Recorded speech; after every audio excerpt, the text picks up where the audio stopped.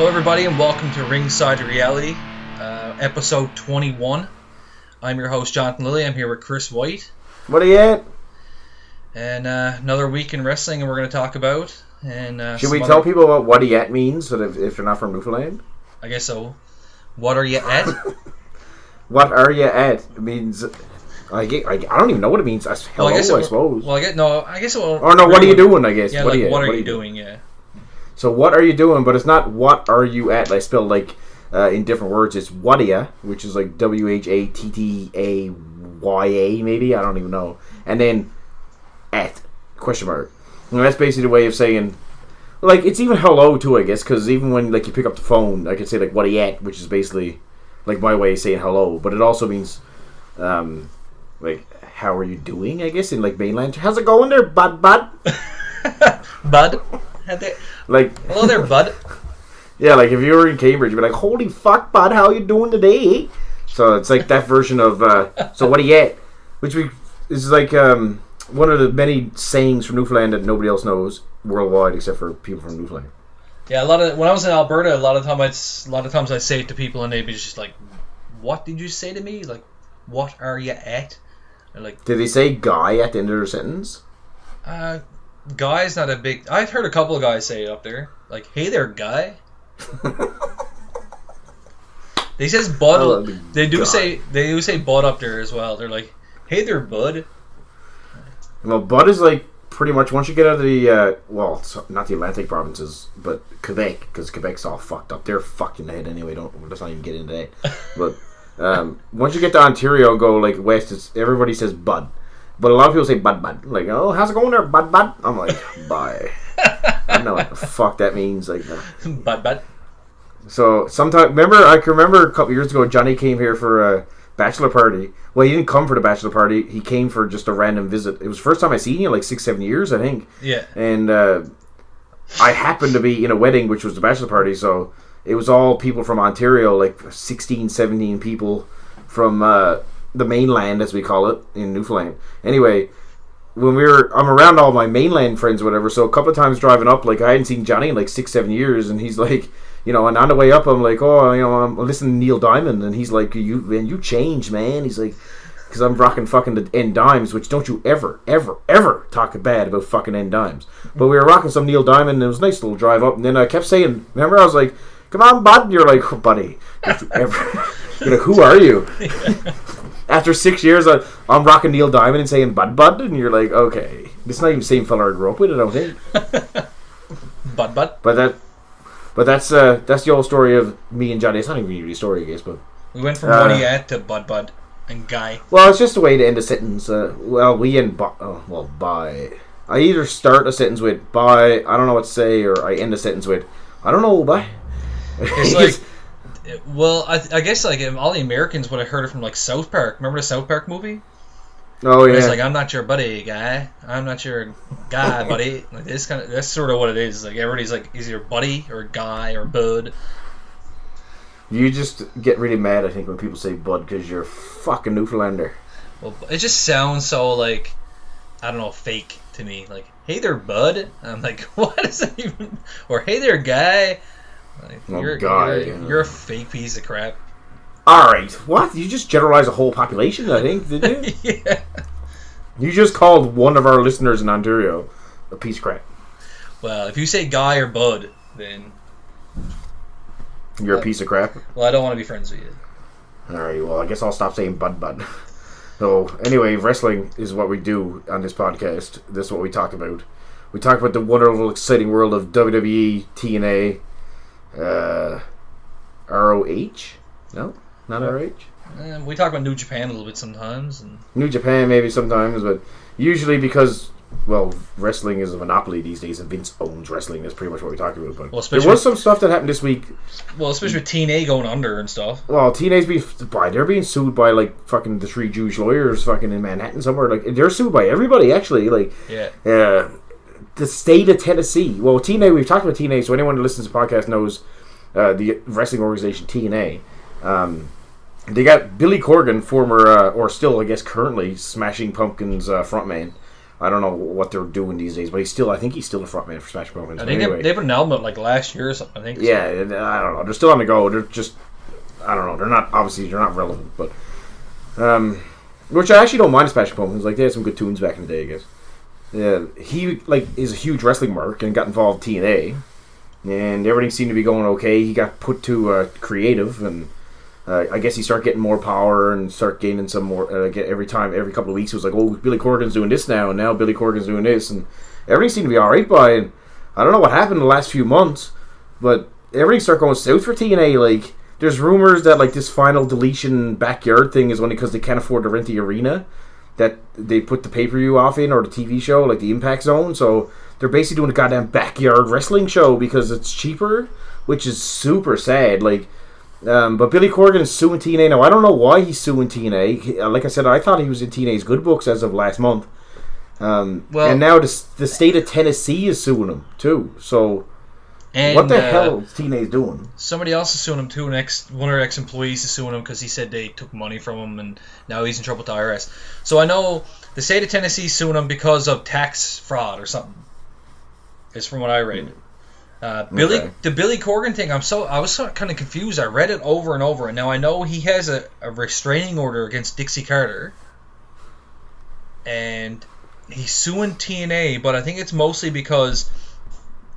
So, the last few months, TNA's only been able to run because he's putting his personal money into it.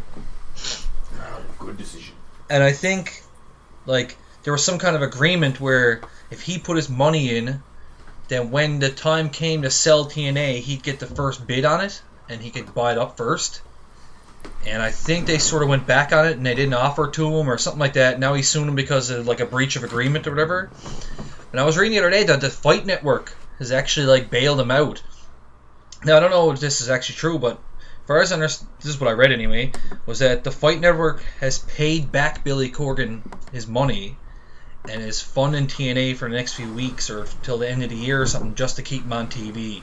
So I don't know what's on to go with that, if they're actually going to buy him out or what's happening. But well, there had to be something in it, obviously, for the Fight Network. Like, why would randomly some network, television network, come in and bail out some random rock star that's trying to get into a wrestling company? Like, it had to be some kind of storyline going on there. Like, either they want Corgan to buy it and then bring it to Fight Network, or something's got to be going on. They can't just.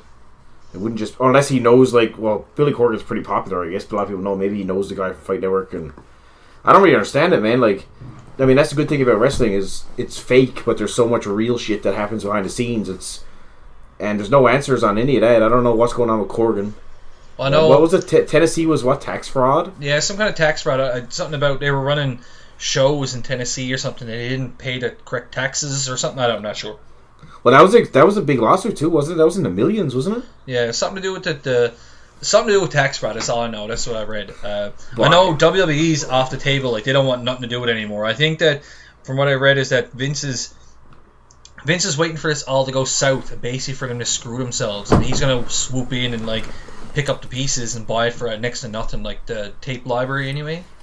Yeah. Because from what I understand is that Billy Corgan's not taking over TNA and like continuing TNA. If he buys it up, he's scrapping the whole thing and starting a new company. So TNA, it won't be TNA anymore. It'll be completely different. So it's basically like, I don't know, if Paul Heyman closed ECW and sold it off and then started a new promotion, let's say, and that's what this is going to be. There was rumors a couple, I don't know, like last week or something, that they were all going to come together. So WWE Network wants to buy up TNA's library, but also kind of want to buy TNA, I guess. Well, they want to buy TNA, I guess, but ROH too. So Vince wants to run all ROH, TNA, and WWE Network, or WWE, sorry, on the network, and basically have it as like your one-stop shop for pro wrestling, basically. Everything wrestling, yeah, pro wrestling in general, right? Which, again, sound like if you're a wrestling fan and you don't really care about the business, you're just like a fan, like, you know, like a guy that watches wrestling and you like it. You're like, oh, that's sweet. I can go to one place for $9.99 a month or whatever and watch everything, but for the business as a whole, I think you'd agree that that's terrible. Absolutely terrible for the business. I mean, it kind of sucks the life right out of everything. Like, even Even TNA is not exactly competition, but it's still there. Like, for example, like WWE doesn't have competition. Everyone will acknowledge there's no competition for WWE. But, at the same time, when TNA did that final deletion or whatever, that backyard fight with, the masterpiece that TNA had there a few months ago. Yeah, like the first one. You seen what happened on Raw the very next week. Well, they had the New Day. And the Wyatt family. Yeah. Like, so, as much as they're, like, it's not competition, no, they're not going to take WWE down. But a little bit of inspiration, and it goes a long way, just to have this company out there, and they're making news, and all these internet guys and internet smarks are talking about it. And look at Vince, he goes ahead and does it. And, by the way, I just want to say that recreation that they did with New Day and the Wyatt family was fucking horrid. It was absolutely horrible. But it still goes, there's still something out there. If they just take it all and throw it on WWE Network, I think most people would agree that'd be horrible for wrestling. It's something that wrestling doesn't need right now, really. Like, wrestling is it's in a tough state right now, like, it's not the cool thing to watch. There's no big superstars. It's kind of like this, like, really niche market. It's not like it even was in the 80s and 90s, like, I find wrestling it's probably at its lowest point ever as far as popularity goes. If it wasn't for the internet and YouTube hits and Twitter and all the social media stuff, I think wrestling would probably be on its last leg, to be honest with you. I think the only thing that's saving the WWE from extinction is social media and the internet, just because people have something to talk about. If it wasn't for that, I don't even know if it would exist anymore. Like, nobody watches it anymore, so I don't know. Like, I hope Billy Corgan buys it, because he seems like he really cares, right? Like, Billy Corgan, I don't know what he knows about wrestling. I don't know anything about him. I didn't even know he was a smark until a couple of years ago. I don't know anything about him, but he seems like he's invested in pro wrestling, and he always has been. And well, if he's putting up his personal money, then well, he has money, right? Well, yeah, and he has money too, right? Like, he has coin. I mean, Smashing Pumpkins still are a big band, but they were huge in the 90s. So the guy got some money, and he loves wrestling, and if he can buy it, go ahead. Like, Dixie Carter never did anything with TNA, really. So I kind of hope he does, but at the same time, I think we said on the last podcast, it's like the old dying dog in the backyard. Like, you know what I mean? Do you just put it out of its misery? Do you just go fucking shoot the damn thing because it's suffering? Or do you keep trying to, you keep it alive? I don't know, man. Like, TNA's kind of fucked at the same time. Like, can Billy Corgan save it? I don't know if he can. I don't think Billy Corgan can save TNA. Like, I don't think there's a chance in hell, really. So, no, if I was him, well, he's after sinking so much money into it, and it kind of reminds me of Ted Turner. But Ted Turner had way more money. So, for example, let's say if Billy Corgan had Ted Turner's money, he could probably do something with it. Because Ted Turner's the same kind of deal, a guy with tons of money and just loved wrestling. He didn't care that, like, all the network executives were saying that, like, they didn't want to do wrestling on TNT or TNN and all those TV shows, or those TV stations down in Atlanta. He didn't care. For the longest time, WCW was, like, doing shit ratings and losing tons of money. He didn't give a fuck. He just wanted to put off a wrestling show because he loved wrestling. It wasn't until the Time Warner buyout with Turner Broadcasting that he lost power, and then WCW lost a lot of their power, right? And that's when it started going downhill. And that's when it started going downhill. So this is what TNA. So for example, let's look at TNA the same way. So it wasn't started up by Dixie Carter. It was started up by Jerry Jarrett and Jeff Jarrett originally. And then what happened was Jeff Jarrett went to Dixie Carter, because I remember Dixie Carter was on, I think it was Ric Flair's podcast, or it might have been Jericho's. I'm not sure. She was on one of the podcasts I was listening to, and she explained what happened. So they were in financial trouble, so they came to Dixie Carter, who was she was an advertising representative or something like that. She used to do advertising for big companies and stuff. And her father owned Panda Energy, like the oil company, or the energy company, or whatever it is. So she had tons of money, or her family did anyway. So they came to her and got her to fund it, her family to fund TNA, and that's how she became in power in TNA. So she's not a wrestling fan. She said on this podcast she never watched wrestling before in her life. She knew what it was, but she was not a wrestling fan whatsoever when she got into the wrestling business. So I think that's a big difference, that she didn't understand what wrestling was. So when the opportunity came to bring in Hogan and Bischoff and these guys, we were talking about this last time we did a podcast about how like they kind of ruined TNA by bringing in these fucking dinosaurs and pushed all the guys like AJ Styles, Samoa Joe. There's a bunch of them that they had. Abyss. These guys, they got pushed to the back when Hogan, Scott Steiner, Sting, Mick Foley, all these guys came in who were just like way past their prime. Booker T, all these guys came in. Ric Flair, for fuck's sakes, after he retired. So, like, I think if Dixie Carter was Billy Corgan or Ted Turner and loved the wrestling business, that wouldn't have happened. She would have known that the true wrestling fan wanted to see these guys become stars, right? Even like Ted Turner back in WCW, you can almost say like a little bit like they did bring in guys, but Hall and Nash they weren't washed up when they brought them into WCW, man. Like they were they were in WWF like probably a couple of years each. Like those. How old was Scott? 3-4 years. How old was Scott Hall when he went to WCW and Kevin Nash? They were probably in their 30s, maybe early 30s. Hall came to WWF in '92, and I think Nash came in '93. So yeah, it was only 3 years, whatever.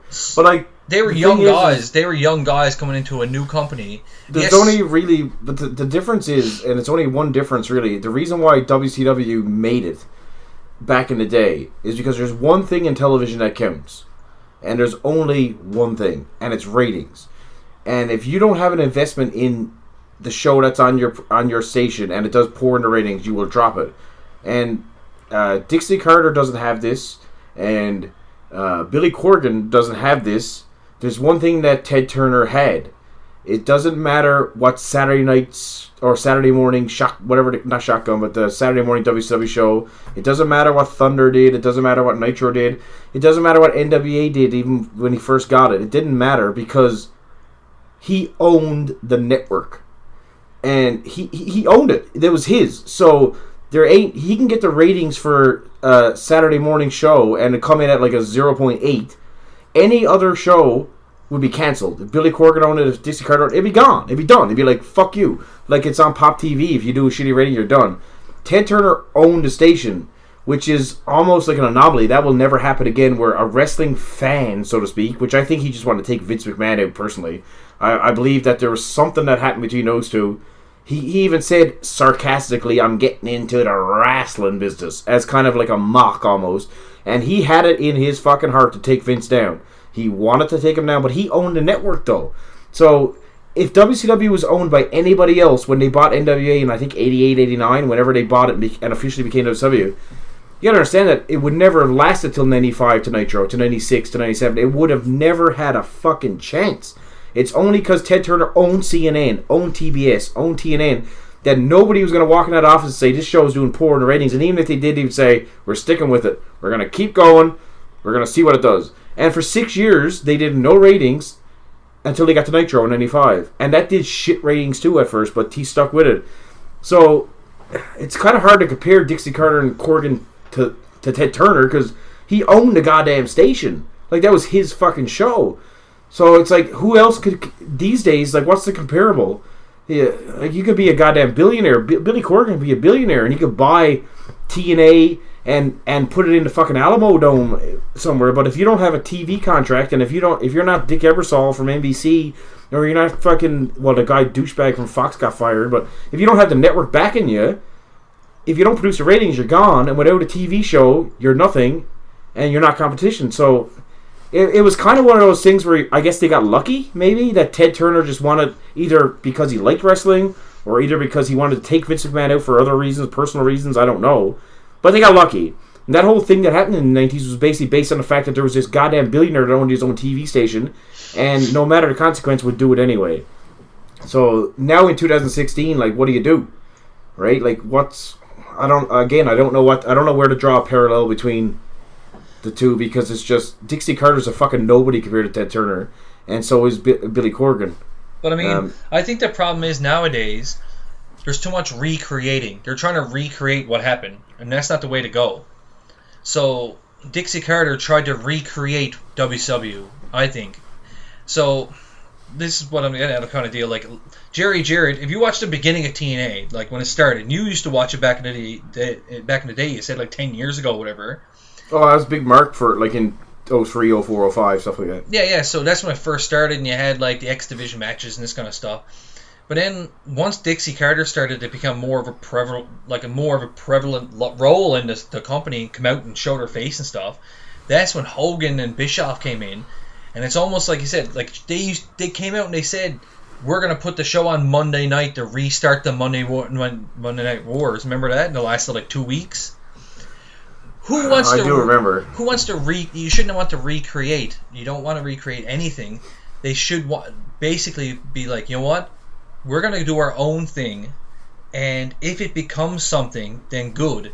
But if it doesn't, we still did our own thing.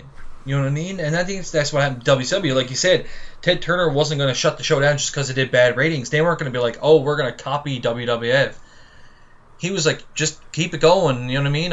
We'll see where this goes. And they did their own. He stuck with it for a lot of years. He just it paid off. He had nothing. Yeah, he had nothing to lose really. Like who cares?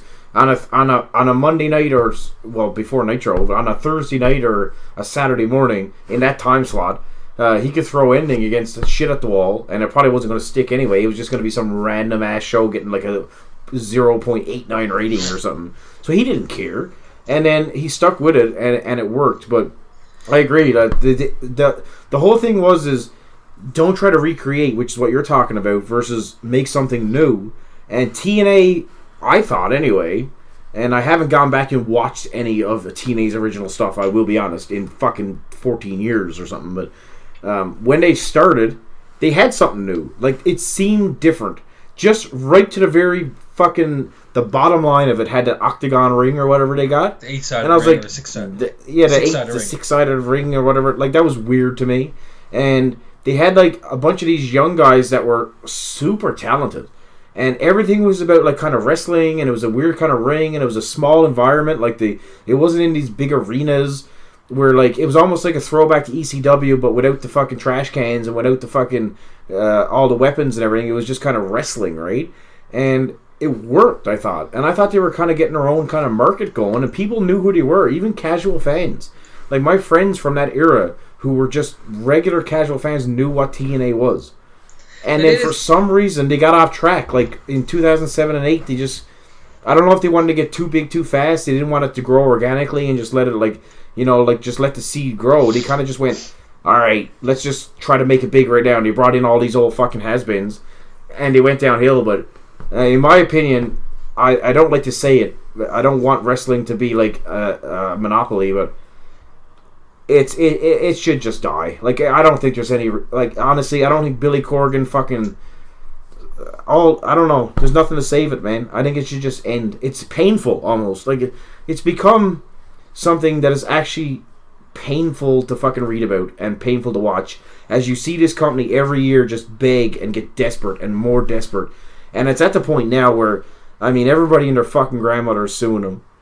I think it's just give it up. Like, but the thing is like, if we're not watching, Johnny, we're huge wrestling fans.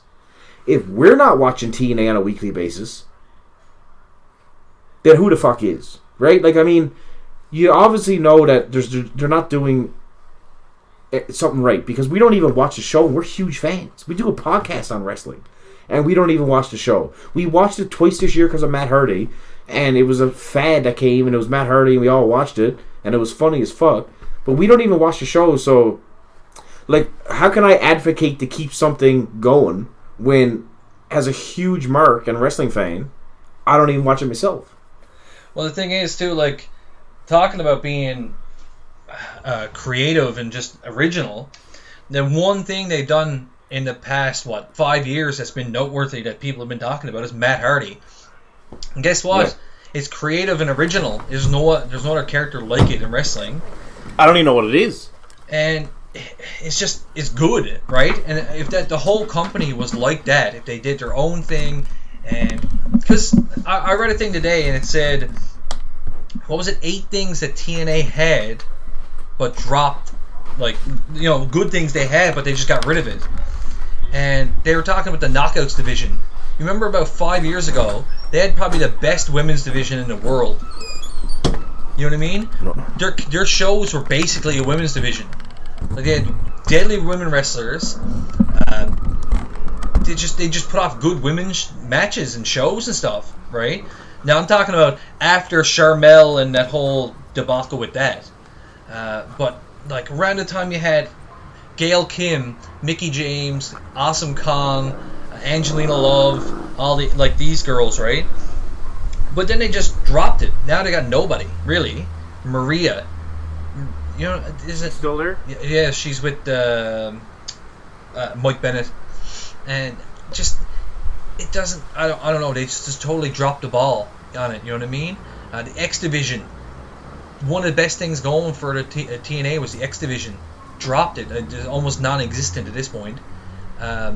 There's a bunch of stuff like that, man. They just dropped it and made no sense whatsoever to get rid of it. Like, I mean, like, the X Division, the Knockout thing, I know of it. I've seen a little bit of it, but I stopped watching TNA literally 10 years ago. But I know what you're talking about. But even their main eventers, like their main event scene before the Scott Steiners and the fucking Stings and the Foleys and the Hogans and all that, they had a killer main event scene going for a few years, man. Like, their main event scene was not those guys. It was fucking Samoa Joe and AJ Styles and fucking Christopher Daniels and shit. Like, that was their world title contenders. Like, you didn't get that in WWE.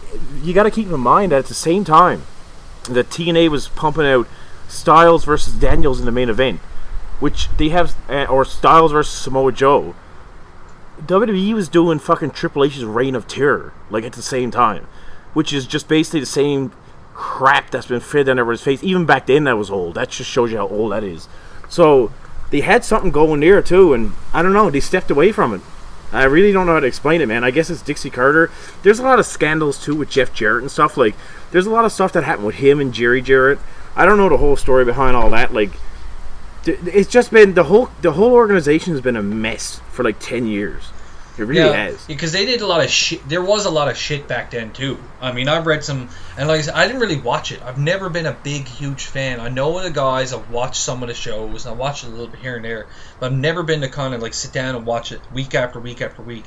But I've read some really shit stories about stuff that was going on back... Even around that time, there were some stupid storylines. And there was just, you know, guys who were misused. Like we said... CM Punk was in it. They fucking let him go. That was total, you know. Daniel Bryan was there for like a match or two, and they let him go. And they couldn't get their eye on the right talent. They got a couple of talented guys, but I think there was the wrong people running the show, in my opinion.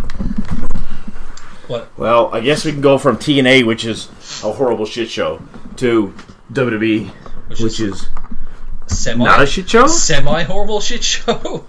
Oh, it's worse, but... Monday night's a shit show. Tuesday's a decent show. Well, SmackDown was a bit weird this week, but let's talk about... We always talk about Raw first, but... Let's talk about SmackDown for a second. Well, let's talk about James Ellsworth. That's all we need to talk about. Is he the only thing worth mentioning in wrestling these days? Yeah. So, I will say this. I'm going to go on record because I haven't said this. That fucking Otunga, who's the commentator for... SmackDown, he's horrible. He's fucking horrible. The worst. He's the worst. But he did say no chin music when he hit that super kick. Yeah. And I actually laughed. Listen, I'm ashamed to admit this, but when he hit the super kick and Otunga went, he just hit no chin music. Yeah. I actually LOL'd. I was like, I can't believe he had that in him. Because that's the only good thing he ever did. But, that line was probably fed to him. They haven't like said it after. Like, nobody seems to be. I don't know if it was just like, obviously they should catch on to that. Like, but nobody said it. I would assume yes, it's probably fed to him because he's horrible fucking garbage. Ellsworth, I laughed too when he's in no chin music. It was hilarious. Well, yeah, that writes itself. Like, that's brilliant. I mean, when JBL said he looked like a turtle out of his shell, I fucking died to him, man, because he does. He looks just like a turtle. He does. I don't know, like, he's like, well, he's the lovable loser, right? So, Well, I don't know. Like, I guess it's going to go on for another couple of weeks, maybe. It seems like we talked about before. I don't know if they're prolonging this for something. I don't know what they're trying to get at with this, and I don't think we talked about it. We don't know what direction they're going. Obviously, Ambrose is playing like the smart face, and Styles is the, he's being healed up a notch, which is basically like when the face takes advantage of the heel and makes him look stupid or whatever. But like, I don't think Styles is hurt too much from what's happened. Like you said to me Tuesday night after it happened, you said next week Styles got to get his revenge, which I think he does. Like, I don't think one more week of this and Styles is going to start looking mad stupid, man. Like, I like it so far. Like, I got no problems with it. And a lot of people do. Everybody's bitching online. Like, this makes your champion look weak. He's the world champion, and you got this guy and this fucking Dean Ambrose guy making a fool of you. Like, I don't agree with that. That's just wrestling. Like, old school wrestling tactics. Like, the heel's the heel. He needs to be put in his place sometimes. That's just the way wrestling works. That's Psychology 101. You put the heel in his place, you make him look like an idiot, you treat him like shit, and everybody loves it. But next week, I think Styles got to basically lay fucking Ambrose out hard, man. Well, see, but the thing is, they made a match between Ambrose and Styles for SmackDown, and I think the stipulation is if Ambrose wins, he gets the title shot. So I can't see him losing it. They're going to give him a title shot.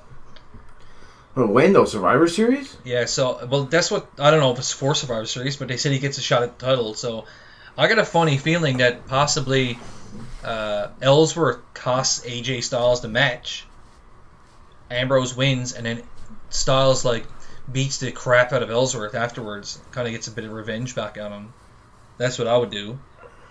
But now Ellsworth's sticking around till, apparently he's going to be in Royal Rumble.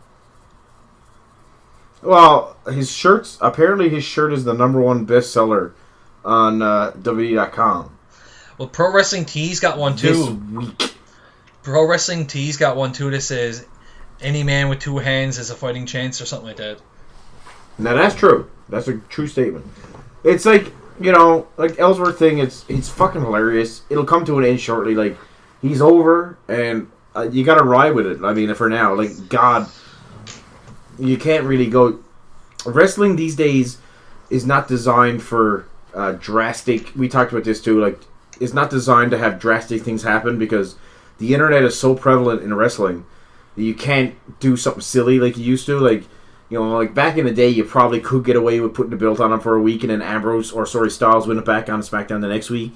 And it'll just be like this moment where he won it and he got screwed over. Like, you can't really do stuff like that anymore because everyone loses their shit, and people are like, I'm never watching again, and I'm tuning out, fuck WWE forever, and all this stuff. Like, everybody's so super sensitive. It's like, and then you also read the stuff, and everyone's like, oh, there's no surprise anymore. There's just no surprise element, and like wrestling's so like predictable these days. But at the same time, you can't do anything different because they just complain about it. So like, it's kind of fucked, really. Like, well, it's sort of like you can't have your cake and eat it too. So, you know what I mean? Yeah, it's like. You want craziness, you want unpredictability, you want all this stuff.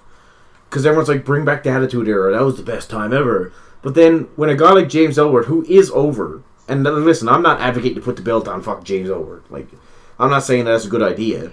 I'm just saying that those days are gone. Like, we're crazy. Like, you know what I mean? Like, if you tune into SmackDown, like, if you were 16 years old now, remember, you take yourself back to, like, 1997 or 1998, right? And you're 16, and we tune in to watch SmackDown. These days, I'm pretty sure we know nothing's going to actually happen. But back in the day, I always go back to when Jericho beat Triple H for the title. On that first match on Raw, like fucking 20 years ago. Yeah. Nobody. He was a WCW cruiserweight, basically. He was over when he came in, but he was portrayed as he wasn't on anybody else's level in WWE. When he won that match... Now, granted, Triple H won it back like 3 hours later, but it was just so much surprise. Like, I don't really know. Like, if it was me, I got no problem with just shaking it up and doing something stupid, man, because it's called a cliffhanger. Like, every Raw and SmackDown, they used to end with a cliffhanger. So every time the show would end, you're like, what the fuck just happened? Oh my God, I better tune in next week. Not so much anymore. Like, it kind of like ended Styles champion still. Like I say, I'm not saying put the belt on fucking Ellsworth, man. Like, the guy's obviously fucking a jobber.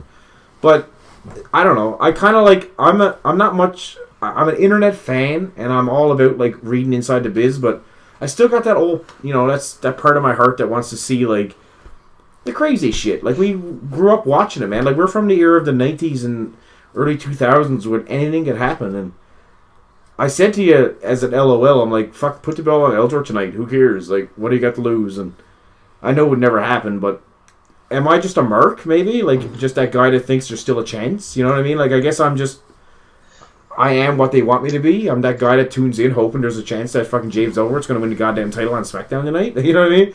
Like, maybe it's just the way I am. I don't know. Which is a good thing because I love wrestling, so... Well, that's the thing I miss about wrestling the most, and I'll tell anybody this anytime. I miss the unpredictability, and I really do. And I agree with you 100%. If Ellsworth would have won... Well, because I already know, because last week when Ellsworth beat Styles, there was people on Twitter, like, losing their shit. Like, how far is wrestling fallen that James Ellsworth beats AJ Styles on SmackDown? It's not a real fucking sport, people.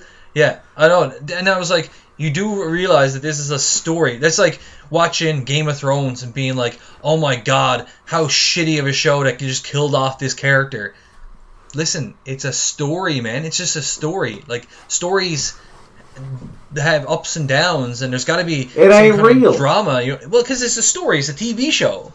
Yeah, it's a TV show. Like, it was fucking meant to be in the 90s when it was on, and to people that aren't old enough, it was basically a sitcom. That's what Raw was. It was a fucking sitcom. It was not a wrestling show. And, like, that sounds like, that sounded very Vince Russo-ish that time. But, you know what I mean? It wasn't a wrestling show. It was a sitcom. Well, this is what I understand. They were saying, like, yeah, how far has the wrestling business gone? Like, they said it to somebody. Might even been like Mauro Ranallo or somebody. They tweeted and said, like, if you were marking out right now, you're what's wrong with the wrestling business or something stupid like that. And I was like, you know what? You're wrong with the what's wrong with the wrestling business. Anybody who says anything like that is they're what's wrong, because, like you said, back in the day, there's all kinds of cliffhangers, man. I don't know how many Raws would end with, like, Steve Austin getting thrown over a bridge or arrested, or the fucking DX Express exploding and this kind of stuff. And then the show would end, and you're like, well, what the fuck just happened? Like, I gotta watch next week now to find out what's gonna happen in the next show. Nowadays, how many shows in the last year has ended with up on the ramp, somebody raising their hand, that's it, and then the show ends? No, yeah, it all in that way. There is 2 shows in the last, like, 7 years that have done that left me with a cliffhanger. That's depressing. That's so fucking depressing. We're talking about 50 fucking weeks a year when they put Raw on. And there's 2 shows, and that was the Pipe Bomb with CM Punk, because I didn't know what the fuck just happened. I actually didn't know what happened. I was like, what just happened? You know what I mean? Like, they cut the mic off, and he was talking about Triple H banging Stephanie and everything. That left me wanting to watch next week. And when Nexus attacked fucking the whole... Yeah. Remember when they tore up the ring and... Like, I was like, what is going on here? Because that was the indie guys, like, or the NXT guys or whatever. That's the only 2 shows I can even think of off the top of my head, man. That left me the last, like, 6-7 years going, I gotta watch next week. Yeah, which for is sure. Kind of sad. You know what I mean? Like, it's kind of sad that that's all I can think of. Now, there might have been a couple of more, but I don't really think there is. Because it usually ends... And you know what else they do? They always announce the next week's match. Like, you know what I mean? So, the story's already kind of concluded for this week. So, there's no reason... Like, by the time SmackDown was over, Ellsworth had lost. Ambrose versus Styles was announced for next week. You know what's happening now. You know what I mean? Like, you know when you turn SmackDown on next week, the first thing you're going to see, the graphic on the TV is going to say, tonight, Ambrose versus Styles. You know what's happening. It's like, it's subtle, but I know. I don't have to get to my TV by 8 o'clock next Tuesday, or by 9:45 when the last 15 minutes of the show to watch, because I know what the match is. That's something that is okay sometimes if it's a big match. You can promote it. Like, they did that a lot of times after there, too. They say, next week, huge tag match. But everything is already laid out for you. There's no unpredictability at all. It's kind of like, well, I know what's happening next week now. Well, yeah, Ellsworth lost, and now it's... And you know what? They'll do something stupid next week where And I don't think it's stupid. Like, I don't even mean that. Like, this storyline's been okay. I actually enjoyed it. That's the wrong thing to say. Like, Ellsworth is going to be the referee for the Styles and Ambrose match, maybe? Yeah, because I would. I'd make it. Will they do it? I don't know. If I was booking it, then the only thing to do, given the story which you just talked about, as in, listen, people, this is not a real fucking sport. There's not. If it was a real sport, and if you had your way, it would literally be Neville versus Sami Zayn headline WrestleMania because they're the best workers in the company. Not how it fucking works. This is wrestling, man. This is a circus. This is a story. That's all it is. Don't take it so fucking seriously. If this was a real sport, Big Show would have won the world title back in like 2002 or whatever when he came into the company, and he wouldn't have lost it yet. He would have had it for like 14 years, man. Who's gonna beat that fella? Brock Lesnar? Well, you can barely lift him. I mean, he's like 500 pounds or whatever, and he's 7'4" or whatever. Nobody's gonna beat him. Like, you mean tell me if this was a real sport, if this was real, somebody's gonna come out and fight that guy? Not a chance, man. No. Yeah, but everyone act like it's fucking real. That's what I don't understand. Is everyone's like, well, fucking this like the credibility is gone now because like Ellsworth super kicked the world champion, and he's like, people, what are you doing with your fucking lives? It's a show. It's a sitcom. It's a fucking variety. Well, it's not any. And that's the thing. It's becoming too much of a wrestling show. We talked about that a million times, but let it be. Like, don't you want to be surprised? Like, I swear to God, and I honestly believe this. If Ellsworth would have won the world title on Tuesday night, he would have got a massive pop, first of all. Because they were already excited with Superkick. They almost thought he had it. He's over. I don't want James Ellsworth to be champion. But what's wrong with just, you know what? If he won it Tuesday night, I would make sure I tuned in next Tuesday to watch even more. Because I'd be like, what the fuck is going on right now in wrestling? Well, like, nobody wanted Vince to be champion either. Nobody wanted David Arquette to be champion. Well, bad example, sorry. But still, they still did it though. It was still a surprise. It still caught everybody's attention. It was shit. It was a shitty idea, but still, like I said, Vince was WWE and ECW champion, and won the Royal Rumble. What a track record Vince got by Vince, goddamn legend. Yeah. So I mean, did you? Sounds like Vince is a fucking icon. Well, did you expect Vince to win the Royal Rumble? Never. You know what I mean? Like, that's not gonna. So this goes back to kind of one of those things. So I've been watching some old shows lately via WWE Network, $9.99, and it's kind of like one of those things where, so you know the Royal Rumble, 1992, the one that Flair won. Yeah. And he put on that clinic or whatever. It's a really good Royal Rumble. It's fucking fantastic, actually. But I was watching a few of them, and I watched the one where Michaels. Remember that one where Michaels won? He was the first one in or whatever? Yeah. The one that was the most entertaining, I think it was 99. Rumble 99 is where Vince won. That was the most overbooked, chaotic shit show of a fucking match I've seen in since I watched it, because I haven't watched it since back in the day. But dude, watching this show, this is, 17 years old now, that match is. And I watched the Michaels one where he out-wrestled everyone. I watched the Flair one. I watched the one where Luger and Brett went over and hit the fucking feet at the same time. And they were all okay. But the Rumble 99, anyone out there that just wants to see what we're kind of talking about, where it's not about who's the best fucking wrestler. Because this is not real. Go watch Rumble 99. Vince McMahon won it. But it is chaos, man. And the crowd is so into it because it's evil boss guy, and he's an old man, and fucking Stone Cold wants to take him out. And he ends up winning the goddamn Royal Rumble, man. And it was an awesome match. So, I think we can all agree that we just draw a fine line between people just want good wrestling and good entertainment, which is, hence, sports entertainment. Well, can you imagine if James Ellsworth wins the Royal Rumble this year? That'd be everybody like, what a travesty. This is, you know what I mean? People lose their goddamn minds over it. But nobody would have it. But the thing was, wasn't it a couple of years ago? Who was in the final 2 or final 3 of the Royal Rumble a few years ago, and everybody was chanting for him? Was it Santino or somebody? Santino? It was somebody he obviously wasn't gonna win it, but everybody was like, this might be their chance, or you know what I mean. And everybody, like the crowd, wanted it to happen, and then they just didn't do it, obviously, because they're too afraid. Like I said to you last week, they're too afraid to do anything because they're afraid they're gonna lose, 1,600 viewers, or you know what I mean. Oh, somebody might not watch the show again, so we better not do it. They don't got any idea of like the time, the timeline, something that happened in the future, or like piquing people's interests and stuff. Like, yeah, you might have lost a few people if James Ellsworth won the title, but how many people would tune in next week to see if he kept it or if he lost it, or you know what I mean? I think it goes back to just like they're catering to the fucking marks, man. Like that's all they've been doing for years, really. I mean, if you watch fucking WWE, man, like let's be honest, they're catering to fucking marks. That's all they're doing.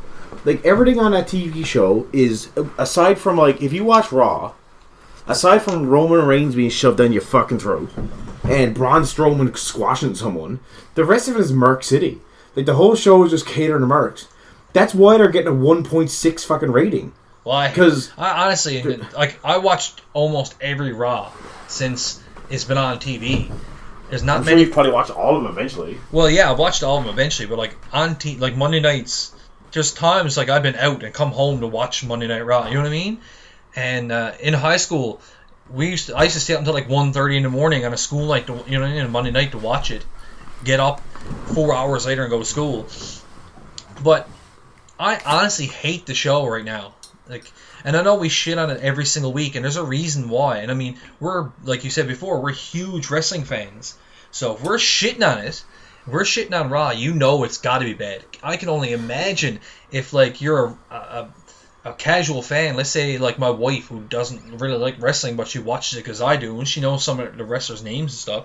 She's even she's watching with me, and she's like, "What is this? Like, how can you even watch this?" And like this, like in the 21 episodes or something we've done of this show, there's been at least, I don't know, I'm gonna say 10 times maybe where we've kind of apologized for talking about Raw so shitty, and we don't want to just be those guys that harp on Raw, but fuck that. It's horrible shit. Like, it's horrible fucking garbage, man. So if we're doing a real-time wrestling podcast on what's happening in real-time world of wrestling, then we're going to talk about what's going on. And whether it's negative, like, it doesn't matter what it is. I'm only going to talk about... I'm not going to sit there and sugarcoat something because Raw's fucking crap. Like, it's horrible. And even SmackDown this week I didn't think was very good, and I like SmackDown, but the whole point of this goddamn show is that we could talk about what we think about the wrestling product. That's the only reason why we're here. If we're just going to sit here and try to avoid harping on stuff and try to say, like, oh, let's not talk about that because, like, that's too negative, we don't want to be all negative, then we're not even doing our... Well, I wouldn't call it a job because nobody listens, but you know what I mean? Like, we're not even doing ourselves any justice. Like, we're cheating ourselves. The show is fucking horrid. I don't like anything about Raw. Not one fucking thing. I got no problem saying it. I don't care. I don't like any of these fucking indie guys that come in. I don't like the wrestling style. You know that. I tell you all the time. I don't like anything about it. The product of wrestling right now, and the only reason why I watch is because I am a huge fucking wrestling fan. And just like anything else in life, it's like the sports team that does not win a championship for 100 years. You keep watching every year. The product is fucking shit.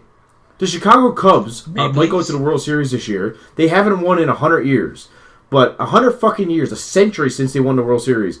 They're probably going to make it this year. And everyone has stuck with them the whole time. All their fans have stuck with them every year.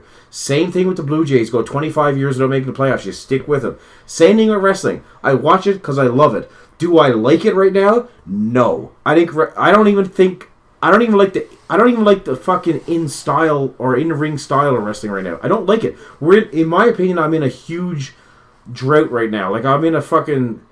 It's something that's happening with right now where I got no interest in... Like, people that call matches 4 stars these days, I think are 2. I'm just way out of it, man. I'm way out of the zone. Like, I'm not feeling it. But, just like a bad sports team, I ain't going anywhere. I'm going to sit my ass down on fucking Monday nights, or if you're a Toronto Maple Leafs fan, you'll sit down and on a Wednesday night, you'll watch the game, even though they haven't won a cup in 50 fucking years. You're going to watch. And I'll watch wrestling. But I'm not going to sugarcoat anything and pretend that, like, oh, things are good. I don't like it. Like, some people like Sami Zayn, for example. He's loved by everyone. And he's had a couple of really good matches this year.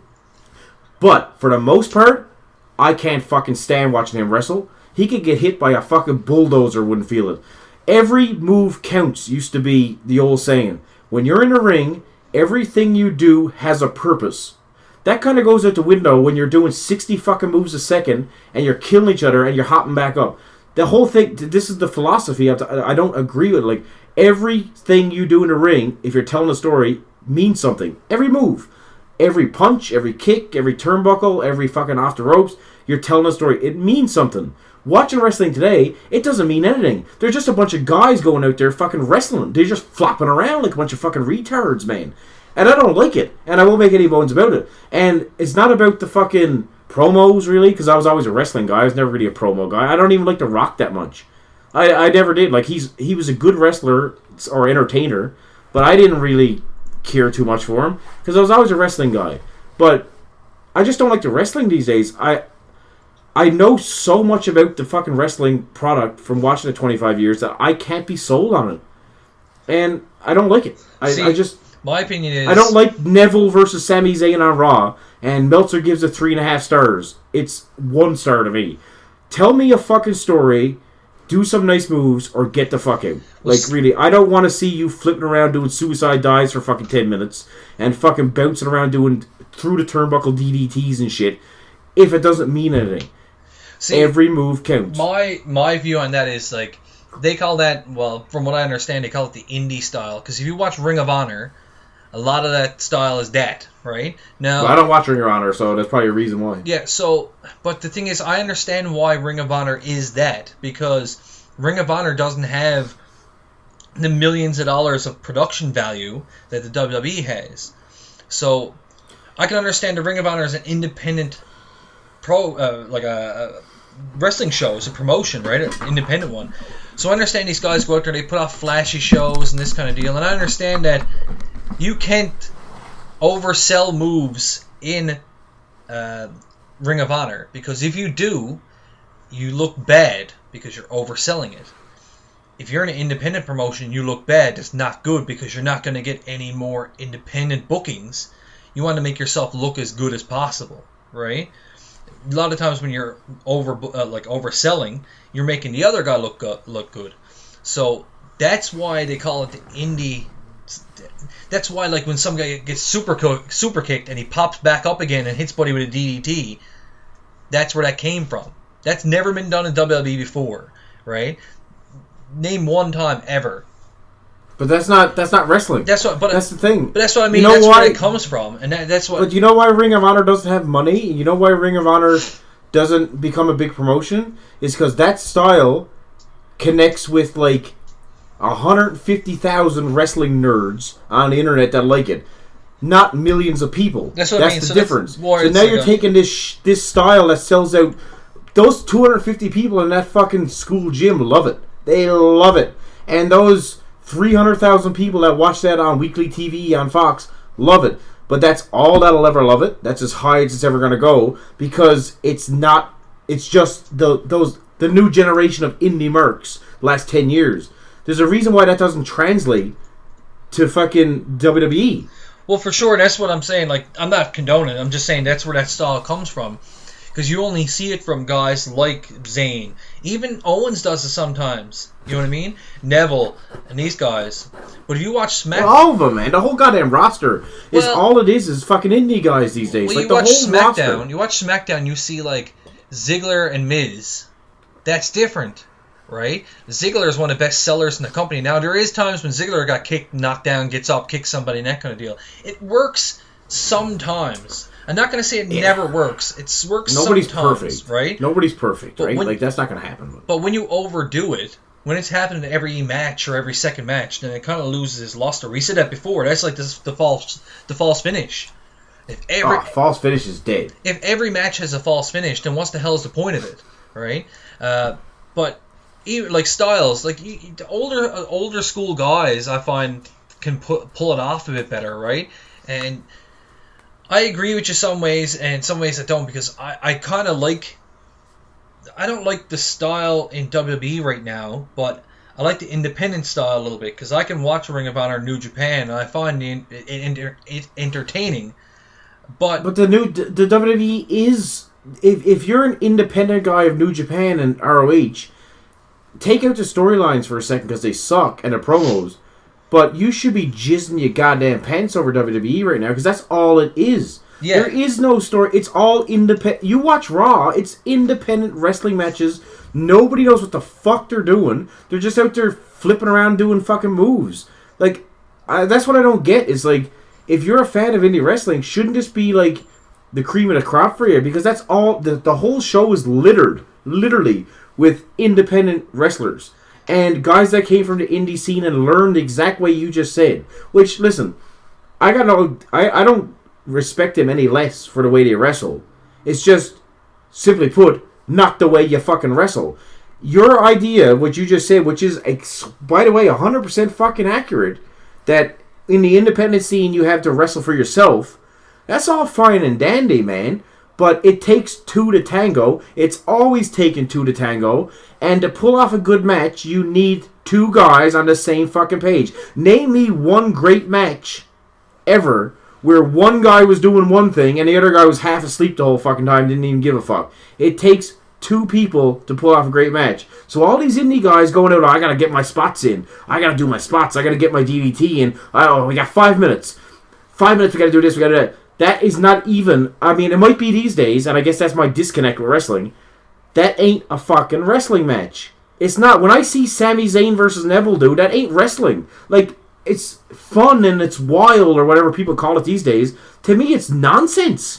Like, I'm like, this doesn't even make sense. Like, I grew up in the fucking 80s and 90s, man, and I watched wrestling. And I became a fan of wrestling. I didn't become a fan of ballet and fucking all this crap that's going on. I became a fan of wrestling. And that's not what it is anymore. You don't suicide dive your ass out and almost break your neck and then hop back in the ring. Sorry for the abrupt ending this episode, but it ran too long. So we're going to cut it into 2 episodes.